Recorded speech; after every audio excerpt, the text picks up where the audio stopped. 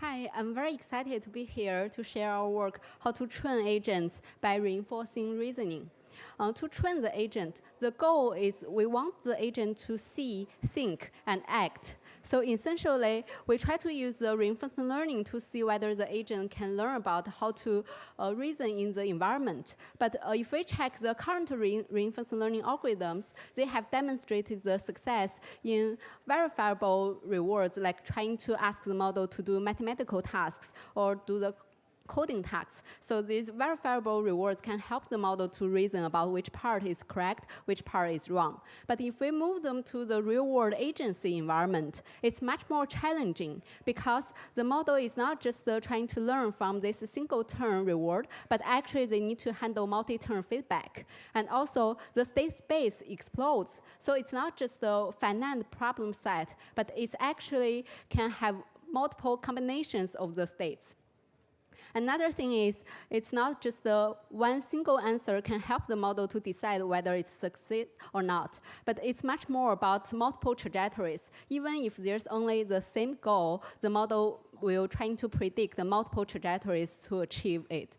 So the environment part, we actually is not just trying to handle the environment that the model can fully observe, but a lot of cases, the model can only observe partially about the environment. All this actually makes the agent training much more challenging, and these challenges actually move us to this MDP, Markov decision process-based formulation for LM agents. So there are two parties in this environment. One is mainly about the agent. Another thing is we want the agent to interact with the environment. So the agent firstly will take the goal from human instruction, and then the agent will observe the current environment to get the status, and then given the state and goal, the model trying to predict the action which will be executed in the environment, so we can get the next environment and the reward. So this actually will formulate as an MDP sequence that we have the states changes and the actions as a sequence. And then finally, we get the reward about a trajectory. So we propose this star PO algorithm to trying to capture this sequence-based learning that the model trying to learn from this state, thinking, action, reward-based sequence directly rather than just trying to predict a single answer. And to learn this, we actually ask the model to observe the entire trajectory to trying to get a accumulated reward to decide whether the trajectory is good or not. So we firstly ask the model to do rollout, and at each turn, we want the model to check the initial status and the current status, so the model can get the full historical history, and then the model trying to do the prediction based on all the historical context to decide like what they should perform in the next. And this thinking process will be also included in the thinking tokens, and then the action will be dispatched to the environment so we can get the feedback from the environment. This will finish the rollout stage, and this rollout stage will enable us to get some cumulative reward for the entire trajectory. And then after the rollout stage, we will have the update stage. So we just leverage multiple trajectories to see whether the model can learn from these trajectories about like which trajectory is correct. Surprisingly, if we directly apply this kind of multi-turn based trajectory learning using the RL algorithm, the model is actually not working. For example, if we just check the very simple environment like the bandit machine environment, Sokoban environment, frozen lake environment, you can see like the success rate firstly rise a little bit, and then it will drop dramatically to 0. It basically means like the model collapses. It's very surprising to us. So we are thinking like, why? What happens? If we look into this reasoning process, we actually identify the model will firstly, at the beginning of training, have a lot of diverse reasoning chains. And then when the model start to collapse, like at the turn 150, we can see like for several times, the model actually predicts exactly the same thinking tokens. So it basically means like there's some echo trap that the model just stuck into the locally optimized reasoning patterns, and they will not be able to really learn like from the trajectory which part of the trajectory is good and how they can make the good decision making. As a result, we try to monitor like how we can optimize this RL training process and trying to make sure the model can get converged, at least they can do a stable training. So we introduced these several monitor indicators like the reward variance and the like norm. When the norm, gradient norm specs, the model will actually clap. So you can use this kind of monitor to decide whether the model get a good training or not.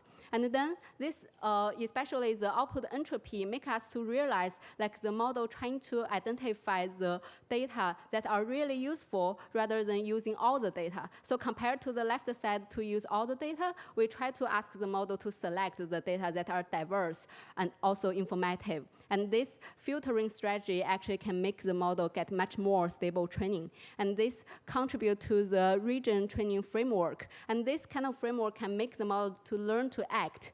And the next thing is whether we can make the model to see. So the model will need to handle the multimodal states rather than the text states. For example, from the image on the left side, the model will need to verbalize them into either natural language or to the symbolic-based representation or some semi-structured representation like the JSON format. Essentially, this observation makes the model to change from the MDP process to POM-DP process, so partially observable MDP. And we can see the MDP process is basically trying to learn the word model from the current status. If there's an action, how can you change to the next status? And POM-DP actually introduced this observation stage. So the model will try to firstly get the observation and then do the state estimation, and then they do the state changes. We try to have this word modeling loss into the model training. So firstly, we ask the model to predict the current status, and then we ask the model to predict what will happen given this action. So this is the next state prediction. And this contributes to the RAGEN algorithm, and all the algorithms actually are well formulated and welcome to play with our RAGEN and RAGEN framework. And we can see, like, through this kind of training, the model is able to observe the environment and trying to predict what they will achieve after this action. And then we want to see, like, what the model really learned to see and whether this seeing part can be improved also using the RL training, like this kind of agent training process. So for this problem, we ask the model to check different views of the environment and trying to imagine what is in the view. So it's kind of like trying to construct a mental model. Like given the first view, the agent realized there's a door, and from the second view, they realize there's a desk, and then they realize after, behind the back there's a window, and if they change the view, there's a sofa on the right. So at the end, the model can construct a mental model about how the physical space is constructed, and then they can try to reason about the entire entire environment. So this is the man-cube environment. And then we ask the model to think in space by interacting with this environment and trying to get the feedback from the environment. And during the thinking, we ask the model to think over a map, like this cognitive map. And with this map and the reasoning process, this RL training algorithm can make the model have sufficient improvement. So we are thinking, basically, we want the model to not only to do reasoning, but also trying to learn better about how they can abstract this mental model from the environment. So this mental model is more like an interface. This interface is basically trying to connect the large language model with any environment. For example, we can build embodied agent interface, and we still build on top of this MDP framework. So we have this goal interpretation component and action sequencing component, sub-goal decomposition component, and also for the single step, we care about the transition modeling.